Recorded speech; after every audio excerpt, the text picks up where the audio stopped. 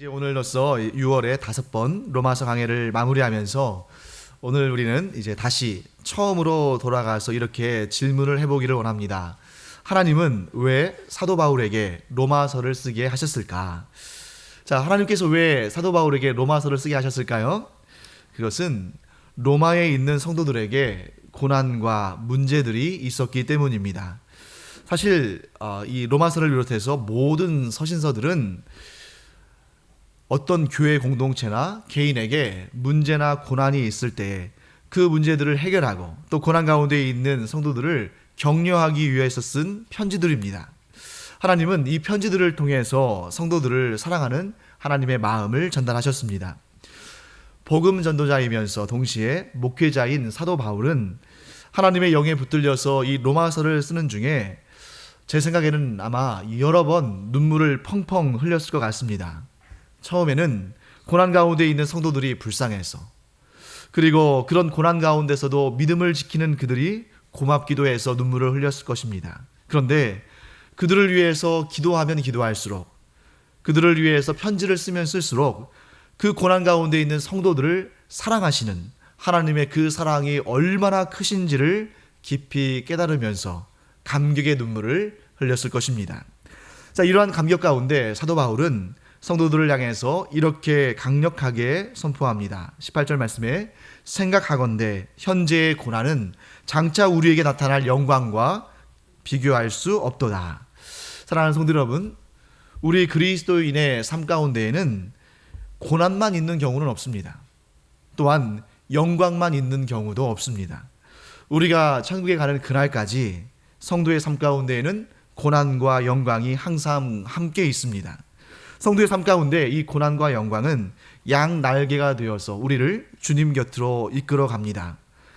우리는 때때로 이 고난이라는 우리의 한편의 이 날개가 너무 무겁고 고통스러워서 그것을 좀 떼어내었으면 하는 그런 생각을 가질 수가 있습니다. 하지만 하나님은 이 고난이라는 날개가 없다면 우리의 중심이 무너질 것을 아십니다. 그렇기 때문에 하나님은 이 고난이라는 날개와 영광이라는 날개가 함께 있어야 우리의 삶이 균형이 잡히고, 그래서 우리의 목적지, 최종 목적지인 천국까지 똑바로 날아갈 수 있다는 것을 잘 아시기에 우리의 삶 가운데 고난과 영광을 함께 두시기를 원하셨습니다.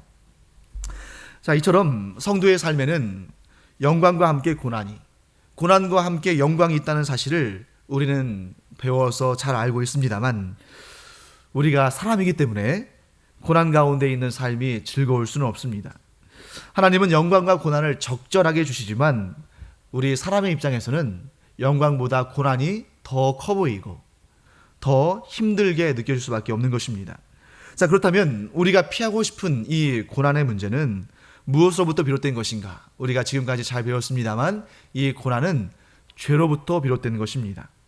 아담이 죄를 지은 이후에 모든 사람들에게 고난이 임했습니다.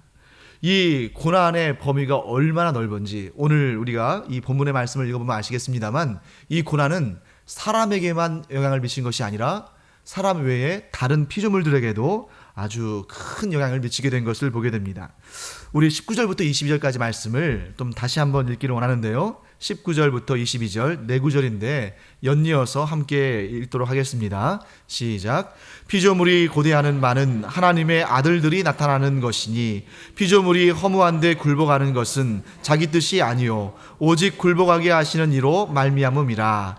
그 바라는 것은 피조물도 썩어짐의 종노릇한 데서 해방되어 하나님의 자녀들의 영광의 자유에 이르는 것이니라. 피조물이 다 이제까지 함께 탄식하며 함께 고통을 겪고 있는 것을 우리가 아느니라. 아멘. 자, 인간이 아닌 피조물들, 예를 들자면 동물들, 식물들, 이러한 피조물들이 우리와 함께 탄식하며 그들도 고통 가운데 있다는 사실을 여러분들은 알고 계십니까?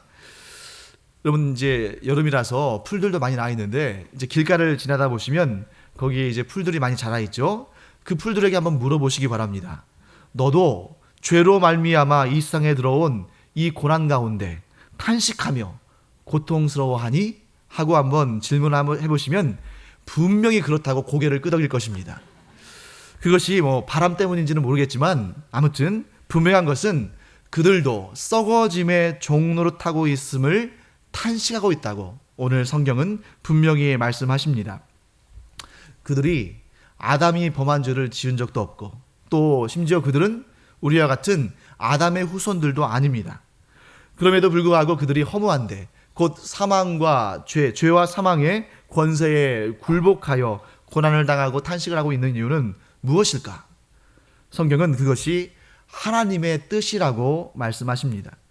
하나님의 뜻 가운데 된 것이기 때문에 우리가 뭐라고 할 수는 없는 일입니다만 아담의 후손들로서 우리는 피조물들에게 좀 미안한 감정을 갖는 것이 올바를 것 같습니다. 자, 그렇다면 이 피조물들은 언제 그 죄와 사망의 권세로부터 벗어나게 될 것인가? 피조물들이 에덴 동산에서 아담의 다스림 아래에 있었던 것처럼 그들의 회복 역시 인간의 속량과 관련이 있습니다. 그들은 우리 몸의 속량, 곧 우리가 예수 그리스도의 재림의 날에 영원히 썩지 아니할 몸을 입을 때에 이 피조물들 역시 썩어짐의 종노릇하던 데서 벗어나서 하나님의 자녀들과 함께 영광의 자유에 이르게 될 것입니다. 이처럼 하나님은 하나님의 아들들이 예수님의 그 재림의 날에 영원한 자유를 얻게 될 때에 이 피조물들까지도 영광의 자유를 얻게 하십니다. 이것을 요한계시록에서는 새하늘과 새 땅, 회복된 창조라고 말씀하고 있습니다. 자, 이 진리를 깨달은 사도 바울은 큰 감격과 또 기쁨 가운데 이렇게 외칩니다. 현재의 고난은 장차 우리에게 나타날 영광과 비교할 수 없도다. 자, 하나님께서는 2000년 전에 이 편지를 받고 있는, 이 로마서를 받고 있는 성도들에게 뿐만 아니라 21세기를 살아가는 오늘날 우리에게도 이렇게 분명히 말씀하십니다. 내가 너희에게 고난이 있다는 것을 잘 안다. 그러나 결코 낙심하지 말아라. 이 고난 후에 반드시 놀라운 영광을 너희에게 주리라. 이 땅에서도 내가 고난과 함께 영광을 주지만 그 날이 이르면 오직 영광만이 너희에게 있을 것이다. 하나님께서는 우리에게 이렇게 말씀하시는 줄을 믿습니다. 자, 그런데 여러분, 우리가 그날에 오직 영광만이 있는 그런 영광스러운 날을 맞이할 것은 분명하지만, 그런데 우리가 이 땅을 살아갈 때는 이 고난이 함께 있다는 것이죠. 우리가 성령으로 충만할 때에는 이 고난 앞에 담대히 맞서며 이 고난을 이겨낼 수 있지만, 우리가 성령으로 충만하지 못할 때에는 이 고난을 바라볼 때 너무 힘이 들고 인내심도 바닥이 나고 그래서 낙심하고 낙담할 때가 많이 있습니다. 특별히 이 저녁에 이 자리에 나온 여러분들에게 제가 선물을 하나 드린다면, 비밀 선물을 하나 드린다면 이 말씀을 드리고 싶습니다. 여러분만 힘든 것이 아니라 다른 분들도 힘들어합니다. 우리가 이런 고난과 환난 가운데 힘들 때는 마치 나 혼자만 힘든 것처럼 여겨지는데, 그런데 사실 우리가 다른 사람들도 힘들다 하는 것을 알면 조금은 위로가 됩니다. 자, 하지만 여러분, 이 조금의 위로가 또 시간이 조금 지나면 사라지잖아요. 그러니까 하나님께서는 우리에게 또 누굴 붙여주셨냐면 우리를 사랑하는 성도들, 우리를 사랑하는 사람들을 붙여주셨습니다. 예를 들면 목회자들이 여러분들이 힘이 들고 여러분들이 낙심이 될 때 여러분들에게 격려하기 위해서, 여러분들에게 힘을 주기 위해서 하나님께 보내심을 받은 사람들입니다. 그렇기 때문에 여러분들이 우리 목사님 바쁘실 텐데, 우리 전도사님 바쁘실 텐데 하고 전화하기를 주저하지 마시고 언제든 힘이 들고 낙심이 될 때는 전화를 들고 신방을 요청하시기도 하고 또 상담을 요청하실 수 있는 것입니다. 그 일을 위해서 목회자들이 부르심을 받고 그 거룩한 사명을 열심히 감당하고 있습니다. 하지만 목회자들도 사람이기 때문에 여러분들의 그 마음속에 있는 깊은 탄식을 다 헤아리지는 못합니다. 여러분들의 그 연약함을 다 감당할 수는 없습니다. 그렇기 때문에 우리 마음속에 있는 이 깊은 탄식, 우리의 이 비밀스러운 고민들, 이 걱정거리들, 이 모든 것을 아시는 분이 이 세상에 오셨습니다. 그분이 누구겠습니까? 바로 성령님입니다. 성령께서 우리에게 오셔서 우리 마음속에 있는 깊은 탄식을 다 아시고, 또 성령님께서는 인격자이시기 때문에, 인격적인 하나님이시기 때문에 우리를 그냥 일로서 혹은 기계적으로 대하시는 것이 아니라 우리 한 사람 한 사람을 존귀히 여기시고 그 각 사람마다 가지고 있는 이 아픔을, 이 고통을 마치 자신의 일인 것처럼 공감하시고 그 마음을 들어주시고 그 문제를 향해서 해결책을 주시는 바로 이분이 바로 우리의 성령님이신 줄 믿습니다. 자, 우리가 한번 26절 말씀 한번 읽어볼까요? 26절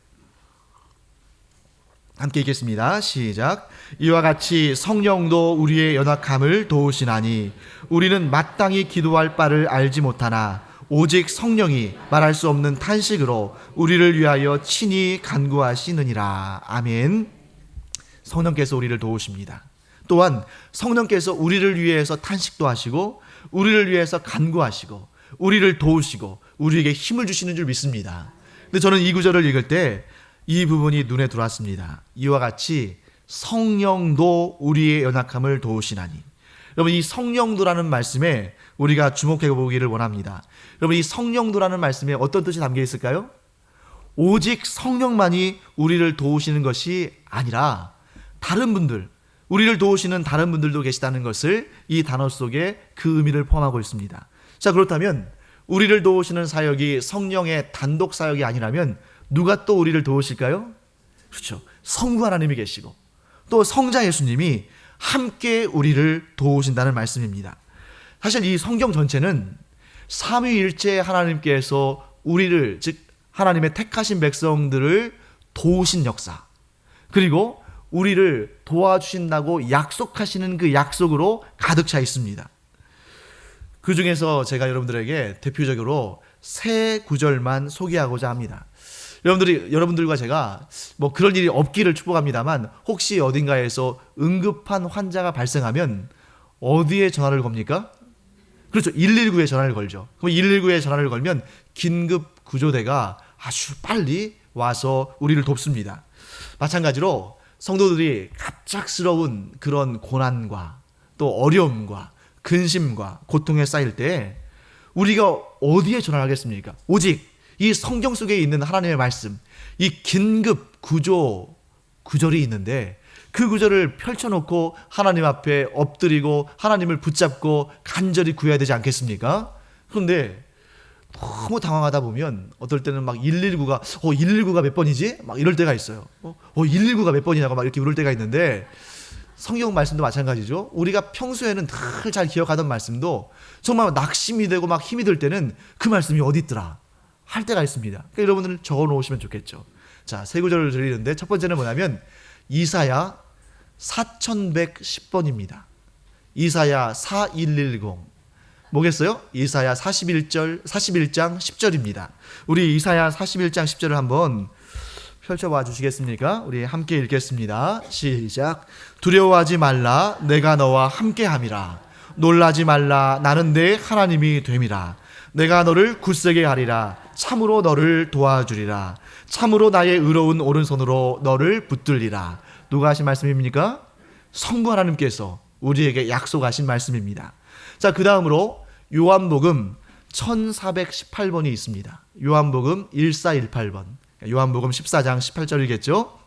함께 읽어보겠습니다. 시작. 내가 너희를 고아와 같이 버려두지 아니하고 너희에게로 오리라. 성자 예수님께서 약속하신 말씀입니다. 이제 마지막으로 로마서 826번, 로마서 8장 26절 우리 함께 읽겠습니다. 시작. 이와 같이 성령도 우리의 연약함을 도우시나니 우리는 마땅히 기도할 바를 알지 못하나 오직 성령이 말할 수 없는 탄식으로 우리를 위하여 친히 간구하시느니라. 아멘. 이 세 구절은 삼위일체 하나님께서 우리를 도우신다는 분명한 확실한 약속입니다. 이렇게 삼위일체 하나님은 연약한 우리를 위하여 함께 일하십니다. 또한 우리를 위하여 함께 일하시는 하나님은 우리를 도우시는 그 방식에 있어서도 모든 것이 합력하여 선을 이루도록 하십니다.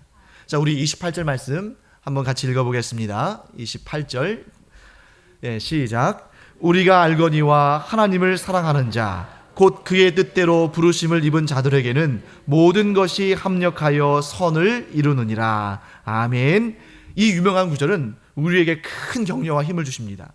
그런데 이 28절에서 눈에 들어오는 단어 하나 있습니다. 그게 뭐냐면 합력하다라는 말이죠. 합력하다.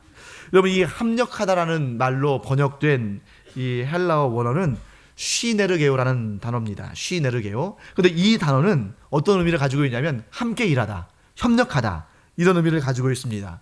그렇기 때문에 오늘날 이제 현대 우리가 사용하는 말로 번역된 대다수의 한글 번역 성경에는 합력하다라는 말 대신에 협력하다라는 말로 번역이 됐습니다. 전혀 문제가 없습니다. 같은 뜻이에요.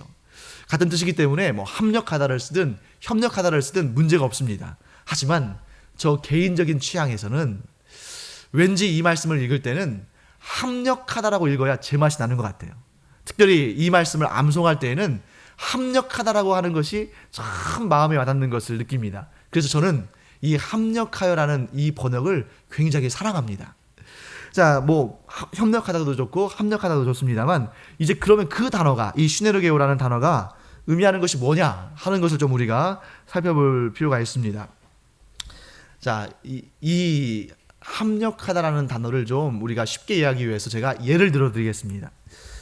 자, 10명의 선교사들이 모여서 이 아프리카 니제르라는 나라를 선교하기 위해서 힘을 모으기로 했습니다.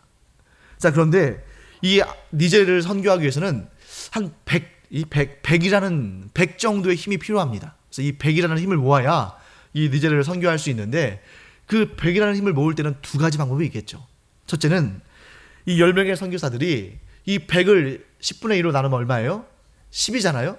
그러니까 각각 10씩 맡아가지고 그 일을 열심히 해서 모으면 됩니다. 그러니까 이 10이라는 숫자가 100에 비해서는 10분의 1이기 때문에 그렇게 많은 건 아니기 때문에 자기 나름대로 뭐 자기 개인적인 일도 돌보고 공부도 하고 이런 일을 하면서 열심히 이 10의 일을 감당해서 이게 모아지면 이 선교를 위한 100이라는 그 총합이 이루어집니다. 자, 다른 방식이 또 있겠죠. 두 번째 방식이 있는데, 그것은 10명의 선교사들이 이제 어떻게 하냐면 자기가 가지고 있는 힘을 100% 동원해 가지고 100의 일을 하는 것입니다. 10명의 선교사들이 100의 일을 해가지고 이걸 모으면 얼마가 될까요? 1000이 될까요? 그렇지 않습니다. 이것도 역시 100입니다. 그러니까 첫 번째 방식은 10명이서 10씩 모아가지고 100을 이루는 것이고, 두 번째 방식은 이 10명이서 각각 100씩의 일을 내서 100을 만드는 겁니다. 그럼 어느 것이 더 효율적입니까? 10명이 10씩 나눠가지고 그것을 모으는 것이 더 효율적이잖아요. 하지만 하나님 나라의 일에 있어서는 이 10명이 100의 일을 하면서 이것을 함께 모으는 것이 훨씬 더 감동이 되고 힘이 되고 격려가 되고 보람이 됩니다. 내가 나의 모든 것을 다 바쳐서 하나님의 일을 했다는 것만큼 더 보람 있는 일은 없는 것입니다. 이처럼 하나님께서는 우리를 도우실 때에도 우리 주변에 이 많은 일들, 모든 일들이 합력하여 선을 이루게 하시는데, 여기에서 조금, 저기에서 조금, 이렇게 해서 모아서 100을 이루실 수도 있지만, 하나님은 그런 방식을 사용하시는 것이 아니라 이 각각의 모든 것들이, 이 모든 것의 각각들이 전심을 다해서, 온 힘을 다해서 100% 성심을 다해서 그 모든 것을 쏟아부어서 우리를 돕도록, 선을 이루도록 하신다는 것입니다. 그 사실을 하나님께서는 어디에서 증거하시냐면, 우리 32절 말씀을 한번 읽어보도록 하겠습니다. 32절 시작. 자기 아들을 아끼지 아니하시고 우리 모든 사람을 위하여 내주신 이가 어찌 그 아들과 함께 모든 것을 우리에게 주시지 아니하겠느냐. 하나님께서 우리와 같이 미약한 자들, 우리와 같이 아무것도 아닌 자들을 구원하시는데 누굴 주셨다고요? 그 독생자 아들을 아끼지 않고 내어주셨다는 것입니다. 뿐만 아니라 그 아들을 내어주신 이가 우리를 위해서 모든 것을 내어주신다고 말씀하십니다. 하나님께서 우리에게 모든 것을 내어준다고 하실 때에는 이 모든 것이 그냥 그 안에 있는 것에 어느 정도 적선하듯이 이렇게 내어주는 것이 아니라 그 모든 것에 모든 것을 다 바쳐서 우리에게 하나님께서 주시며, 그 모든 것들이 100% 성심을 다해서 하나님의 선을 이루신다고 말씀하시는 것입니다. 사랑하는 성도 여러분, 여기에서 우리가 또 이 모든 것에 좀 주목하기를 원합니다. 모든 것을 주신다고 하셨을 때에는 우리 생각에는 우리 판단에 좋은 것만 주셨으면 좋겠습니다. 성공과 부귀와 영화와 권세와 이런 좋은 것들만 주셨으면 좋겠는데 이 좋은 것들 안에는 우리가 피하고 싶은 것들도 포함되어 있습니다. 어떨 때는 그곳에 고난도 있고 좌절도 있고 시험도 있고 낙심도 있습니다. 그런데 중요한 것은 무엇입니까? 하나님께서는 이 모든 것을 얼마든지 사용하셔서 선을 이루신다는 것입니다. 우리는 때때로 하나님의 능력을 제한할 때가 있습니다. 어떻게 해요? 이것들, 내가 보기에 좋은 것들만 가지고 하나님께서 일하실 것이다. 그런데 그것은 우리의 잘못된 생각입니다. 자, 여러분, 제가 실습 숙제를 하나 내드리기를 원하는데요. 집에 가셔서 아무 때나 시간 되실 때 이런 A4 종이를 한 장 꺼내셔가지고 절반을 딱 나눠보시기 바랍니다. 그리고 그 왼편에는 하나님께서 내게 주신 은혜들, 감사의 제목들, 은사들, 나의 강점들, 장점들 한번 기록해 보세요. 그리고 그 반대편 오른쪽에는 정말 내가 원치 않는 것들, 정말 내게서 떠났으면 좋겠다 싶은 것들, 나의 약점들, 나의 부족한 부분들, 결핍한 부분들, 고난들, 이런 것들을 한번 기록해 보시기 바랍니다. 그렇다면 우리는 이 왼쪽에 있는 좋은 것들은 더 풍성해졌으면 좋겠고, 이 오른쪽에 있는 이런 약점들, 이런 고난들은 좀 빨리 없어졌으면 좋겠는데, 놀라운 사실은 그 둘이 따로따로 구별된 것이 아니라 하나님의 계획 가운데 하나로 쓰임받는다는 것입니다. 그 전체가 모든 것을 이룬다는 것입니다. 그렇기 때문에 사도 바울은 우리에게 뭐라고 말하냐면, 내가 보기에 좋은 것들, 그것뿐만 아니라 내가 보기에 싫은 것들, 내게 힘을 주는 것들, 내게 힘을 빼앗아가는 것들, 이 모든 것이 합력하여 선을 이룬다고 우리에게 외치고 있는 것입니다.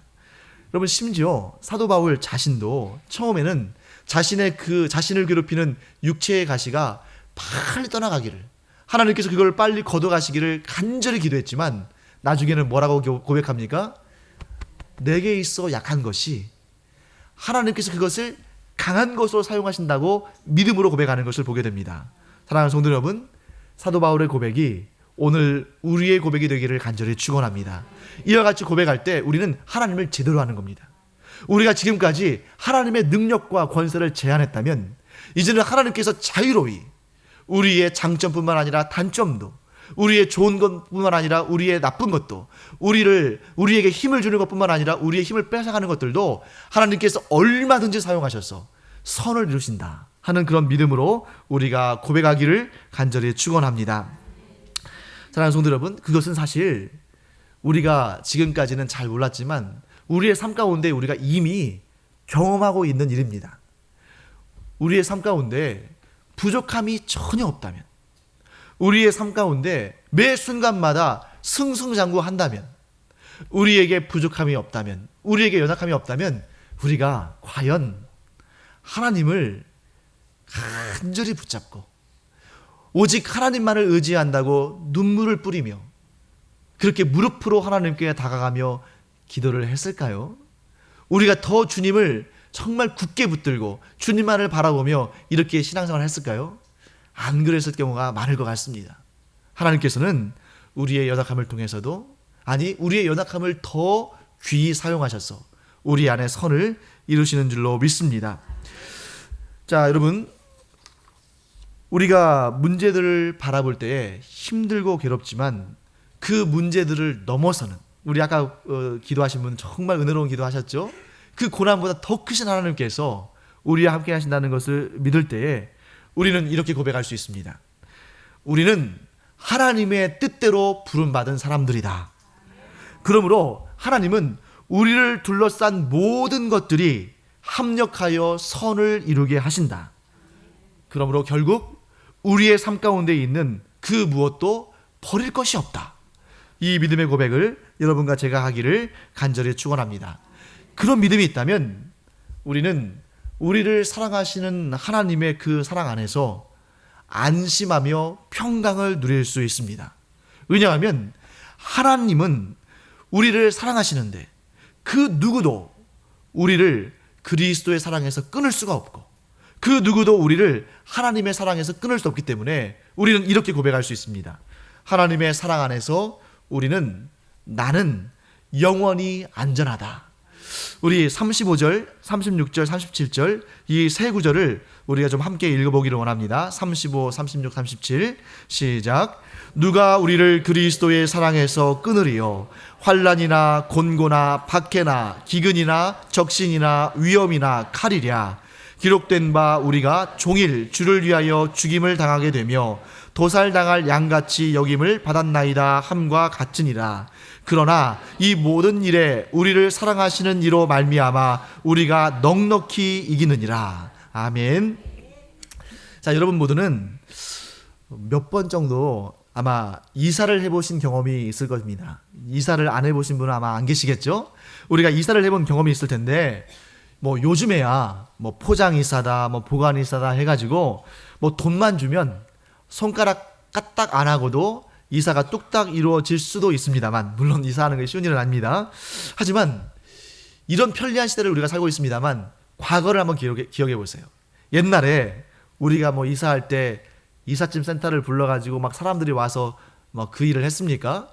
동네 사람들이 막 와서 도와주기도 하고 우리 가족과 친척들이 막 총동원 돼가지고 그 용달차 불러가지고 거기에 짐을 가득 싣기도 하고 또 어떤 경우는 뭐 수레에다가 실어 나르기도 했죠. 제가 어렸을 때 한 40년쯤 전 일입니다. 제가 어렸을 때 우리 집이 이사를 했는데 이사를 뭐 먼 도시로 간 게 아니라 그 옆 동네로 이사를 했습니다. 그러니까 멀지 않으니까 저희 아버지께서 이렇게 수레를 빌려다가 그 수레에다가 막 짐을 가득 싣고 몇 번 이렇게 왔다 갔다 했던 그런 기억이 납니다.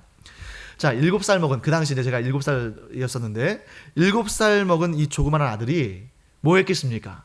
그래서 나름대로 그 아버지 돕는다고 아버지가 그 수레를 이렇게 끌고 가면 뒤에서 영차 하면서 막 힘을 내면서 그 수레를 밀었던 기억이 아직도 납니다. 정말 그 가장의 무게를 어깨에 지고 그 수레를 밀고 가는 그 아버지가 참 힘드셨겠습니다만 그 뒤에 있는 아들 때문에 어떨까요? 힘이 나겠죠. 그 아들이 힘이 세서 힘이 납니까? 여러분 아마 그 6살, 7살 먹은 아들은 자기 나름대로는 자기가 엄청난 도움을 준다고 생각했겠지만 사실은 하나도 도움이 안 됐을 겁니다.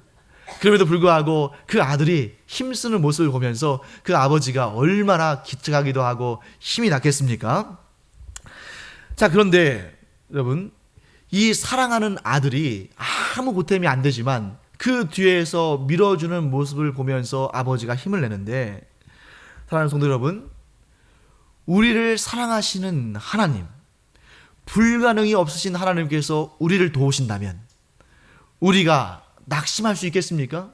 우리가 힘을 내야 되는 거 아니겠습니까? 하나님께서 우리를 도우시는데. 자, 이제 우리의 이 인생의 수레를 한번 생각해 보십시오. 인생의 수레에 우리의 무거운 짐이 얼마나 많이 실려 있습니까? 한가득 실려 있겠죠? 이 수레를 내가 끌고 가려고 하면 도무지 엄두가 나지 않을 것입니다. 그 생각만 해도 벌써 낙심이 되죠? 자, 그런데 우리를 사랑하시는 하나님께서 이 수레를 앞에서 끌어가시고 또 우리를 돌아보시는 성령께서 이 수레를 뒤에서 밀어주시는데 사실 우리가 할 일이 뭐가 있습니까? 우리는 그저 그 하나님과 함께 그 길을 가면 되는 것입니다. 여러분, 그 6살, 7살 먹은 그 어린애가 자기 딴에는 아버지 돕는다고 열심히 수레에 밀었습니다만 얼마 몇 발짝 못 가서 어떨까요? 힘이 든다고 막 이렇게 칭얼거리고 찡찡거리겠죠. 그러면 어떻게 합니까? 아버지가 그 아이를 수레 위에 올려놓고 그 수레를 끌고 가겠죠. 아버지를 도와준 것이 아니라 더 힘들게 한 겁니다. 그런데 그렇게 수레에 올라타면 언제 힘들어나는 듯이 막 노래를 부르고 신나고 즐겁게 그 길을 갑니다. 그렇게 신이 나서 아버지가 끌어가는 그 수레에 올라탄 그 아이는 신이 나서 가는데 얼마 후에 그 이사할 새 집에 도착하게 되는 것입니다. 사랑하는 성도 여러분, 우리 하나님께서, 능력의 하나님께서 우리를 도우시는 하나님께서 우리의 인생의 수레를 친히 이끌어 가십니다. 또 우리의 모든 것을 아시며 우리를 도우시는 성령께서 그 인생의 수레를 밀고 가십니다. 아무도 우리를 그 수레에서 끌어내릴 수가 없습니다. 환난이나 곤고나 심지어 사망이라 할지라도 하나님께서 끌고 가시는 그 수레에서 우리를 떼어놓을 수가 없습니다. 그러므로 우리는 안심할 수 있는 것입니다. 사랑하는 성도 여러분, 우리가 고난길을 가는 중에도 우리는 반드시 기억해야 됩니다. 하나님께서 나를 도우신다. 이 고난마저도 하나님께서 나를 도우시는 그 선한 일에 귀한 재료로 사용하신다 하는 그런 믿음을 가져야 됩니다. 세상 사람들은 이런 우리를 보면서 이해가 되지 않겠죠. 우리를 보고 속고 있다고 하겠죠. 하지만 우리는 반드시 믿음으로 고백하기를 원합니다. 하나님께서 나를 사랑하심으로 이 어려운 일들도 얼마든지 선을 이루시는 도구로 사용하신다. 사랑하는 성도 여러분, 고난 가운데 있는 성도가 그 고난 가운데에서도 믿음을 지킬 때, 고난 가운데 있는 성도가 그 고난 가운데서도 오히려 감사하며 기뻐할 때, 고난 가운데 있는 성도가 세상이 뭐라 한다 할지라도 하나님을 향한 소망을 놓지 않을 때 하나님은 우리에게 이렇게 말씀하실 것입니다. 내가 너를 사랑한다. 또한 너의 삶 가운데 있는 모든 것을 통해서 내가 선을 이룬다. 또한 너를 통해서 내가 이 세상에 이 복음의 위대한 역사를 이루어 갈 것이다. 이렇게 말씀하시는 줄 믿습니다. 사랑하는 성도 여러분, 이 사도 요한의 제자들 가운데 서머나 교회의 감독을 지낸 폴리갑이라는 유명한 사람이 있습니다.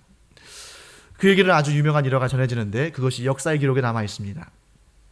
이 폴리갑이라는 사람은 로마 황제를 신으로 섬겨야만 하는 그 시대를 살아가면서 끝까지 하나님만 섬기고 황제 숭배를 거부한 사람이었습니다. 자, 그러자 이 로마 제국의 위정자들은 이 교회를 대표하는 이 감독을 이 본보기로 잡아서 그를 죽이려고 합니다. 그렇게 하면 황제 숭배를 거부하는 사람들이 겁을 먹고 황제를 숭배할 줄 알았던 것이죠. 폴리갑은 자기를 잡으려고 온 그런 병사들을 향해서 오히려 그들에게 식사를 대접하며 그들에게 친절을 베풀었습니다. 그 병사들은 이해를 하지 못했죠. 또한 자기의 죽음으로 인해서 슬퍼할 그러할 친구들을 위해서 기도하는 이런 믿음의 사람이었습니다. 그때 이 총독이 폴리갑을 향해서 협박 반, 회유 반 하며 이런 말을 합니다. 네가 만일 예수 그리스도를 저주하고 로마의 황제를 신으로 섬기기를 선언하면 내가 너를 살려주겠다. 그런데 만일 네가 끝까지 고집을 피우고 예수 믿기를 그치지 않고 로마 황제를 신으로 섬길 것을 거부하면 너를 이 맹수들의 이에 찢겨 죽게 만들겠다라고 말합니다. 그때에 이 폴리갑은 이렇게 말합니다. 나는 지금까지 86년 동안 예수님을 섬겨왔습니다. 그 세월 동안 그분은 단 한순간도 나를 나쁘게 대하신 적이 없었는데 내가 어찌 나의 왕, 나를 구원하신 분을 배반할 수 있겠습니까? 나는 예수님만 섬기는 그리스도인입니다. 여러분, 이렇게 믿음을 고백하자 이 총독은 폴리갑을 불에 태워 죽이기로 합니다. 왜냐하면 이 짐승의 이에 찢겨 죽는 것보다 불에 태워 죽는 것이 더 고통스럽고 사람들에게 그것을 보여주기에 더 좋았기 때문입니다. 그래서 로마 병사들이 불을 붙이고 그 불이 폴리갑의 몸에 옮겨붙자 이 군중들은 환호성을 지르며 좋아했습니다. 이때 폴리갑은 큰 소리로 기도하였습니다. 우리 주 예수 그리스도, 나를 구원하신 구주의 아버지, 전능하신 하나님께 찬양을 드립니다. 주님께서 이날 이 시간에 저를 높이셔서 당신의 귀한 증인들의 수에 포함하여 주시고 당신의 고난의 잔에 참여하게 하심을 감사드립니다.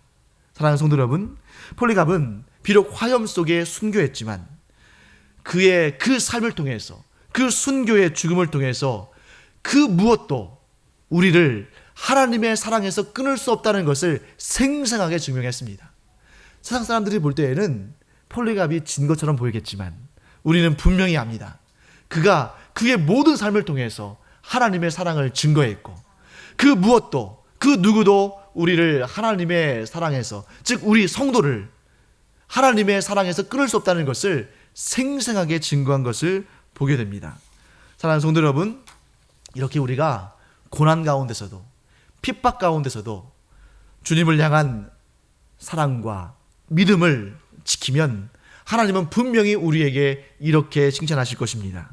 고난 가운데서도 인내하는 너는 존귀한 사람이다. 고난 가운데서도 불평하지 않는 너는 존귀한 사람이다. 이 고난 가운데서도 믿음을 버리지 않는 너는 참으로 존귀한 사람이다. 네가 오늘날 나와 함께 천국에 있을 것이다.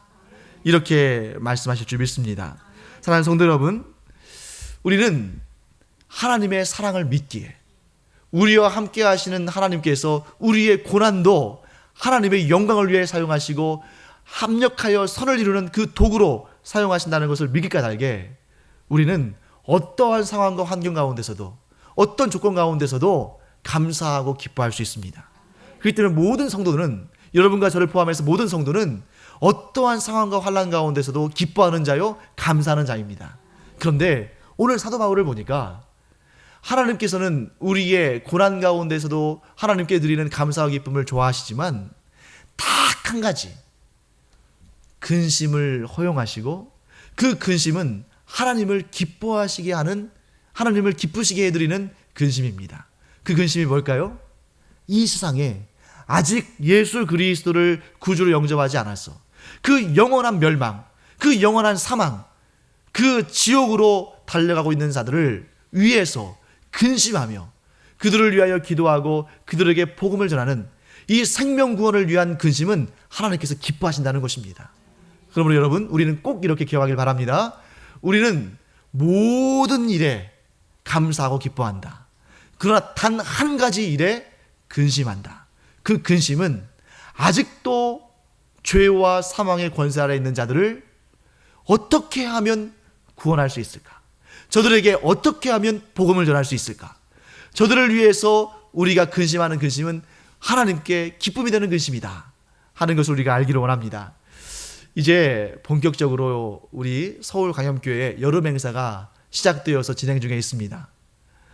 지금 몽골과 네팔에서 우리 청년들이 이제 봉사도 하고 복음을 증거하고 하나님의 일을 하고 있습니다.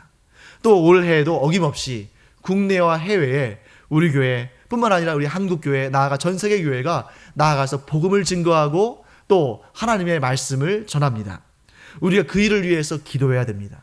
우리가 여전히 사망의 어둠 가운데 앉아있는 자들을 향해서 그들을 우리 마음에 품고 우리가 그들을 위해서 기도할 때 하나님께서 우리에게 주신 그 놀라운 은혜와 복들을 저들에게도 주실 줄 믿습니다. 그래서 여러분, 우리 꼭 기억하기 바랍니다. 우리는 모든 일에 있어서 하나님의 사랑을 받는 자들이요, 모든 일들이 합력하여 선을 이루고, 그러므로 우리는 어떠한 상황과 환경 가운데서도 감사하고 기뻐하고 안심할 수 있지만 딱 한 가지만 가지고 근심한다. 그게 무엇입니까?